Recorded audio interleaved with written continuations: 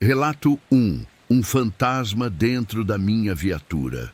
Sempre achei que já tinha visto de tudo nessa vida. Trabalhei décadas nas ruas, enfrentando o pior lado do ser humano. Mas o que vivi certa madrugada me mostrou que existem forças que não pertencem a esse mundo. Era uma ronda de rotina, daquelas madrugadas frias e silenciosas, em que o tempo parece parar. A cidade do interior dormia em paz, e o único som era o motor da viatura ecoando pelas ruas vazias. Eu e meu parceiro já estávamos cansados, querendo apenas terminar o turno. Por volta das 3 da manhã, o rádio estava mudo. Nenhuma ocorrência, nada. Foi então que vi algo estranho à frente. Um homem caminhando no meio da rua, cambaleando, como se estivesse completamente perdido. Reduzi a velocidade e liguei o farol alto. O sujeito parou por um instante e olhou diretamente para mim. Seus olhos estavam fundos, sem brilho algum. Parecia molhado, com a roupa rasgada, e caminhava descalço em pleno frio da madrugada. Desci da viatura e gritei: "Senhor, está tudo bem?" Ele virou lentamente a cabeça, como se tivesse dificuldade em entender o que eu dizia. Murmurou algo que soou como um pedido de ajuda. Me aproximei devagar, mantendo a mão na lanterna. O rosto dele parecia pálido, quase sem cor, e tremia de frio.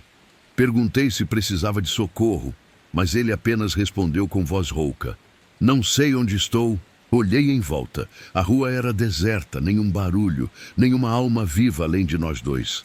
Chamei no rádio, mas o sinal falhou. Decidi colocá-lo na viatura e levá-lo até a delegacia para ver se conseguíamos identificar. Abri a porta de trás e ele entrou sem dizer uma palavra. O olhar fixo no chão, respiração curta e um tremor leve que percorria o corpo todo. Liguei o motor e começamos a rodar lentamente rumo à central. Durante o caminho, tentei conversar. Perguntei o nome, se morava ali, se tinha sofrido algum acidente. Nada. Nenhuma resposta. Só um murmúrio estranho, como se ele repetisse palavras desconexas. Foi quando o frio aumentou. Um vento gelado invadiu a cabine, mesmo com os vidros fechados. O ar ficou denso e o silêncio dentro da viatura se tornou insuportável. Eu juro que comecei a sentir cheiro de terra molhada. Meu parceiro olhou para mim e fez sinal com a cabeça, como quem dizia: "Tem algo errado." Eu concordei. Olhei pelo espelho retrovisor e percebi que o homem estava com a cabeça abaixada, mas havia algo estranho. A sombra dele parecia se mover diferente. Era como se houvesse um segundo vulto ao lado, um contorno mais escuro do que a própria escuridão. Senti um arrepio percorrer minha espinha. Quando nos aproximamos da delegacia, o rádio começou a chiar. Um ruído metálico intercalado com vozes distorcidas, como se alguém tentasse falar conosco de outro lugar. O som me fez suar frio. Paramos em frente ao portão da delegacia. Virei para trás e disse: "Chegamos, senhor", mas o banco estava vazio. Pisei no freio com tudo e abri a porta. O chão estava seco, nenhuma marca de pegada, nenhuma porta aberta. O sujeito simplesmente tinha desaparecido. Meu parceiro saiu da viatura e começou a olhar em volta, atônito. Corremos até a entrada da delegacia, achando que ele podia ter fugido, mas nada. As câmeras mostravam apenas o carro estacionando e nada mais. Nenhuma figura, nenhum movimento. O relógio marcava 3h33 da manhã. Eu me sentei tentando entender. A temperatura dentro da viatura ainda estava gelada, mesmo com o ar desligado. Quando olhei para o banco de trás, vi algo que me deixou em choque. Havia uma marca de mão no vidro, mas não era uma marca comum. Era escura, como se tivesse sido deixada por algo úmido e denso, parecendo barro. Toquei e senti o vidro frio, quase congelante. Meu parceiro tentava manter a calma, mas a expressão dele entregava o pavor. Decidimos revisar a rota no sistema e, para nosso espanto, o trecho em que encontramos o homem não constava no mapa do GPS. Era como se aquela rua sequer existisse. Voltamos ao local na manhã seguinte, mas o lugar era diferente. Casas, pessoas, Tudo parecia normal, nenhum vestígio do que vimos. Alguns dias depois, contei o caso a um policial mais velho que trabalhou naquela cidade há décadas. Ele empalideceu e disse: "Você viu o homem da BR antiga?" Segundo ele, há muitos anos, um sujeito morreu atropelado bem naquele trecho quando tentava pedir ajuda depois de um acidente. Desde então, motoristas juram ver o homem andando na estrada, pedindo carona. Disseram que quem para ajudar nunca o esquece e que ele desaparece assim que chega a um posto policial. A explicação é sempre a mesma. Ele busca alguém que o leve em segurança até a delegacia, porque nunca conseguiu chegar vivo lá. Depois daquela noite, algo mudou em mim. Sempre fui cético, prático, mas não dá para negar o que meus olhos viram. Aquele homem existia, ao menos por alguns minutos, dentro da minha viatura. Às vezes, quando estou sozinho, juro ouvir aquele mesmo som no rádio, o chiado metálico, o eco distante de uma voz pedindo ajuda. E o frio, aquele frio que parece vir do nada. Já vivi coisas estranhas em serviço, mas nenhuma tão real e ao mesmo tempo tão impossível de explicar. Não sei se era um espírito preso entre mundos ou apenas um reflexo da minha exaustão. Só sei que desde aquela noite, nunca mais dirigi uma viatura sem olhar o banco de trás. Escrevo isso anos depois, já aposentado, mas ainda sinto o peso daquela madrugada. Às vezes, me pergunto se, quando chegar minha hora, alguém vai me ver caminhando na estrada pedindo carona também. Relato 2. O homem que nunca existiu. Relato de um ex-policial. Passei boa parte da minha vida na polícia. Enfrentei criminosos, fiz rondas em lugares perigosos e vi coisas que muita gente duvidaria. Mas nada me assustou tanto quanto o que vivi depois que deixei a farda. Fui afastado por motivos de saúde. A cabeça já não era a mesma e o estresse acumulado começou a cobrar o preço. O médico disse que eu precisava de descanso, mas eu nunca soube viver parado. Foi aí que surgiu uma vaga de segurança noturno em um shopping pequeno do interior. O lugar era tranquilo, cercado de árvores e com pouco movimento à noite. Meu trabalho era simples: ficar na guarita, monitorar as câmeras e abrir o portão para eventuais entregas. Nada que exigisse muito esforço. E no começo até achei reconfortante. As primeiras semanas foram pacíficas. O som dos grilos e o vento batendo nas árvores eram meus únicos companheiros. Às vezes, eu até esquecia que estava de serviço. Ficava observando as telas piscando, o brilho fraco das luzes do estacionamento e o vazio absoluto. Mas naquela noite, tudo mudou. Era por volta das 2 da manhã. Eu estava tomando um café na guarita e observando as câmeras. Foi então que percebi algo estranho na tela. Uma figura caminhando lentamente pelo estacionamento deserto. Parei de respirar por alguns segundos. Ampliei a imagem e vi um homem vindo em direção ao portão. Ele mancava, parecia ferido. A roupa estava suja e mesmo pela câmera dava para ver manchas escuras que pareciam sangue. Corri até a porta da guarita e acendi a lanterna. "Ei, tá tudo bem?" gritei. O homem levantou o rosto. Tinha a expressão cansada, o olhar perdido e um corte profundo no braço. Ele respondeu com voz fraca: "Eu tô bem. Só preciso respirar um pouco." Aproximei-me devagar, com a mão no rádio. Perguntei se ele havia sido assaltado, se queria que eu chamasse socorro. Ele negou, balançando a cabeça. Disse apenas que precisava descansar, que já estava melhor. Pedi que esperasse um pouco. Fui até a guarita pegar uma garrafa d'água e um pano para estancar o ferimento. Demorei poucos segundos, mas quando voltei, ele não estava mais lá. Olhei para os lados, chamei em voz alta. Nada. O vento frio cortava o ar e o silêncio era pesado. Corri até o portão e abri. Caminhei alguns metros para fora, iluminando a escuridão com a lanterna. Nenhum sinal dele. A primeira coisa que pensei foi: ele desmaiou. Vasculhei o estacionamento inteiro, Olhei debaixo dos carros, atrás das pilastras. Nada. Nenhuma pegada, nenhuma gota de sangue. Voltei para a guarita com o coração disparado. Peguei o controle das câmeras e rebobinei a gravação. O sangue gelou nas minhas veias quando percebi o que realmente aconteceu. Na filmagem, eu aparecia conversando, sozinho. Não havia ninguém em frente ao portão. A câmera mostrava apenas eu, gesticulando, oferecendo água e olhando para o nada. Assisti a cena umas 5 vezes, tentando encontrar qualquer sinal de interferência. Mas era claro, aquele homem simplesmente não existia nas imagens. Ainda assim, eu juro pela minha vida, que ele estava ali. Senti o chão sumir sob meus pés. Aquela sensação era real demais para ser alucinação. Eu ouvi a voz dele, vi o ferimento, o tremor das mãos, até o cheiro de sangue fresco. Tudo estava vívido na minha mente. Liguei para o supervisor e contei o que tinha acontecido. Ele riu, achando que era brincadeira. Disse que provavelmente eu estava cansado, mas eu sabia que não era isso. Aquela presença deixou o ar pesado, como se algo me observasse ainda. Voltei a olhar as câmeras. Durante alguns segundos, a imagem da guarita oscilou. Um vulto escuro cruzou a tela, rápido demais para ser humano. Logo depois, o sistema reiniciou sozinho. A partir daquela noite, o shopping nunca mais pareceu o mesmo. Luzes piscavam sozinhas.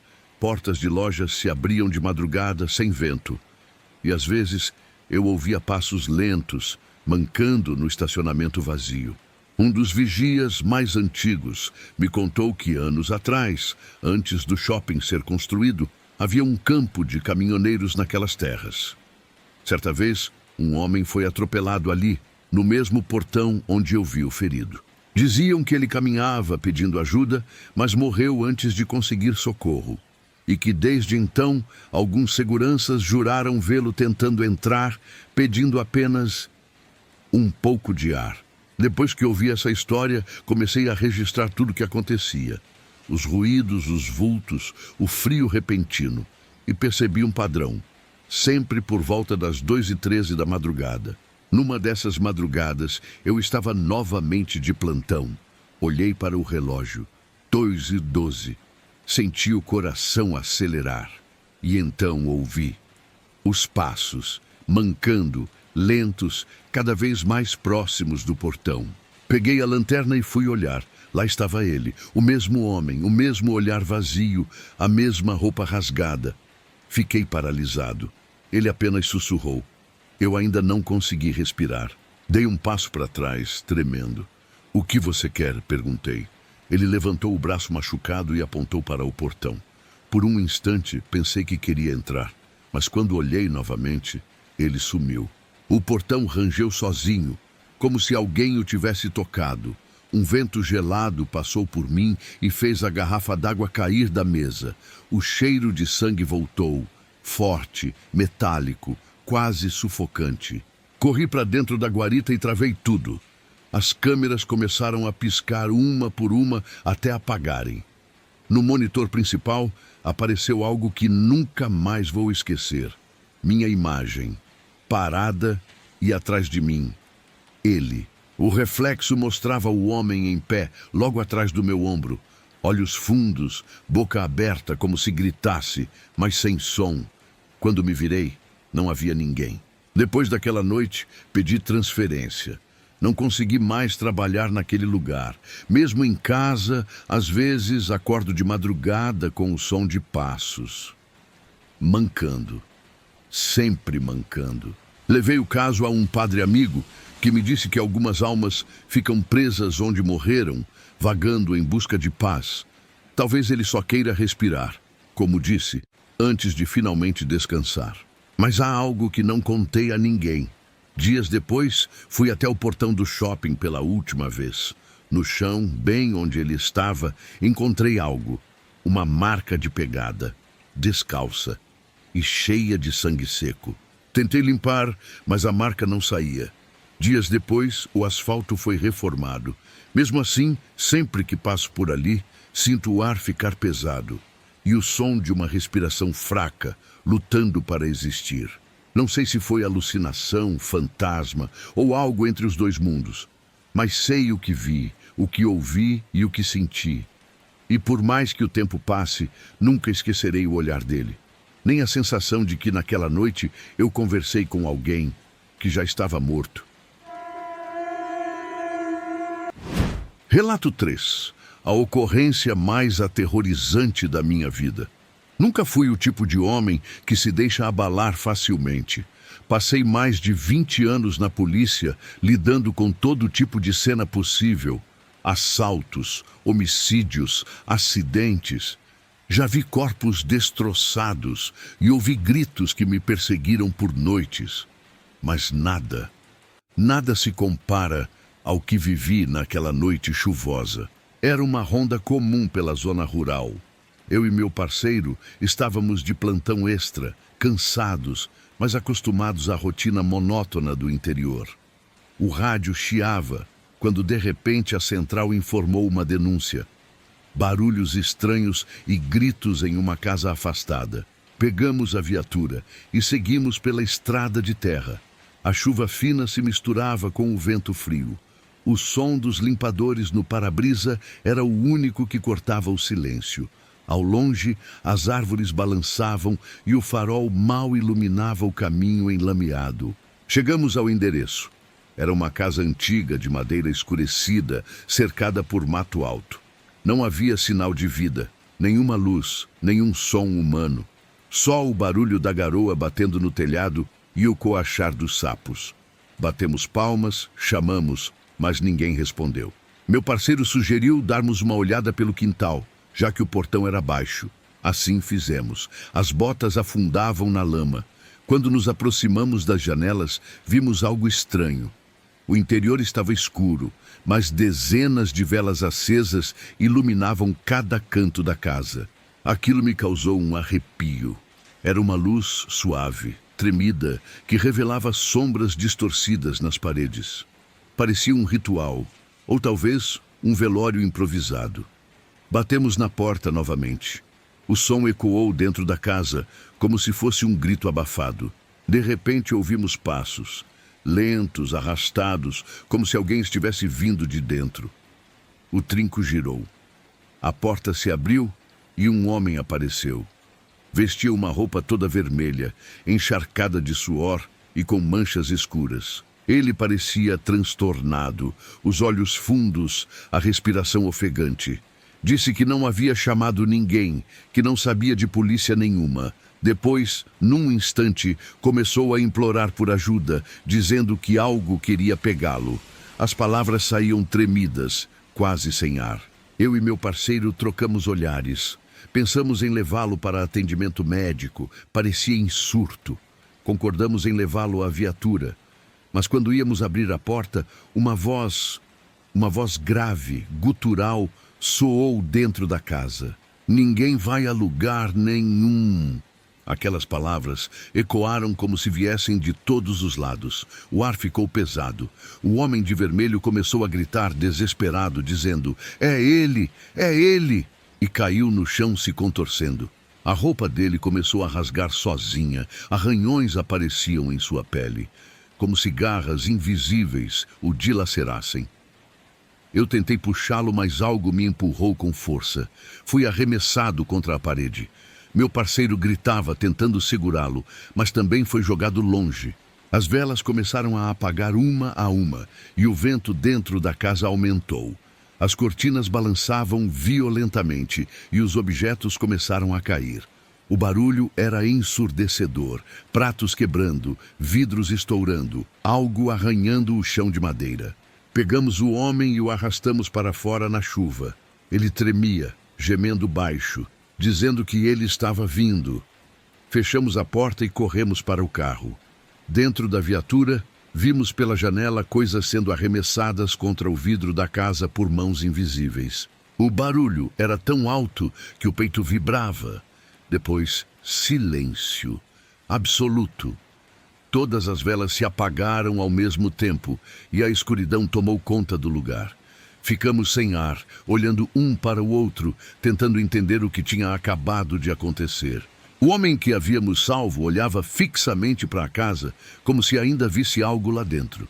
Depois, virou o rosto devagar para mim, com olhos tão arregalados que pareciam vidrados, e disse apenas: "Vocês não deviam ter entrado." Tentamos levá-lo à delegacia, mas ele desmaiou no caminho. Chegamos ensopados, trêmulos, cobertos de lama e arranhões. Quando contamos o ocorrido, o delegado não acreditou. Disse que devíamos estar cansados, que era coisa da cabeça. Mas os arranhões estavam lá, profundos nas nossas costas, nos braços, e o homem de vermelho desapareceu do hospital onde foi deixado. Nenhum registro, nenhum nome, nada. Como se ele nunca tivesse existido. Passei noites sem dormir. Cada vez que fecho os olhos, ouço aquela voz: "Ninguém vai a lugar nenhum." Ela ecoa no fundo da minha mente, como se ainda estivesse presa dentro de mim. Às vezes, sinto o mesmo frio daquela noite. Meu parceiro pediu transferência. Disse que não suportava mais rondas noturnas. Eu tentei continuar, mas toda vez que a viatura entrava numa estrada de terra, eu começava a suar frio. Sentia o mesmo cheiro de vela queimada. Anos se passaram, mas ainda sonho com aquela casa. Nos meus pesadelos, as velas reacendem e vejo silhuetas se movendo entre elas. Sempre acordo antes de ver o rosto do que está ali. E talvez seja melhor assim. Certa vez, voltei àquela região como se viu. A casa não existia mais. Disseram que pegou fogo na mesma noite da ocorrência e ninguém soube como começou. Nem os bombeiros conseguiram explicar por que o fogo não se espalhou pela mata. O lugar hoje é só um terreno vazio, mas ainda há marcas pretas no chão, como se algo tivesse queimado de dentro para fora. Fiquei parado ali por alguns minutos e juro, senti um calor subir do solo, como se ainda houvesse algo vivo ali embaixo. Às vezes penso se aquela voz ainda está lá, esperando que alguém bata na porta de novo, esperando que alguém entre, e quando o vento sopra, juraria ouvir sussurros entre as árvores, chamando, pedindo para voltar. Sei que muitos vão duvidar. Eu também duvidaria. Mas existem coisas que a polícia, a razão e a ciência nunca vão conseguir explicar. Aquela casa, aquele homem e aquela presença me mostraram o quanto o medo é real. Desde então, eu carrego comigo uma certeza amarga. Existem lugares onde a realidade se dobra, onde o que é humano e o que é espiritual se confundem. E nós, policiais, por mais armados que estejamos, não passamos de carne diante do invisível. Hoje sou apenas um homem tentando esquecer, mas toda vez que fecho os olhos, vejo aquele clarão das velas se apagando e ouço o som seco das portas batendo sozinhas. É como se aquela casa ainda vivesse dentro de mim, me chamando de volta. E talvez um dia eu volte. Não por coragem, mas porque sinto que deixei algo lá, algo que me observa toda vez que a chuva cai e a madrugada fica silenciosa demais. Não sei o que era, não sei o que queria. Só sei que naquela noite, em meio à garoa e as velas tremendo, algo olhou de volta para mim. E desde então, nunca mais consegui parar de sentir aquele olhar.